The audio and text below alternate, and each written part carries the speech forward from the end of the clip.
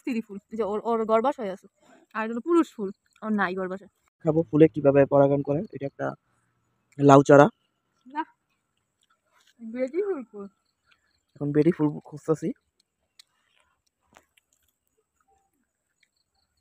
পাইছো। তুমিও শিক্ষা দাও, আমাদের রান্নাঘর উপরে কেন উঠতে পারবো, ওইটাতে তোমারই করতে হবে। যেভাবে করবেন।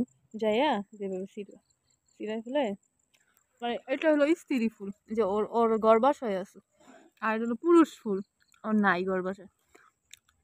এখন এটা কি করবে, যে এখানে ধইরা রেণু আছে যেখানে গোস গুড়া গুড়া, যে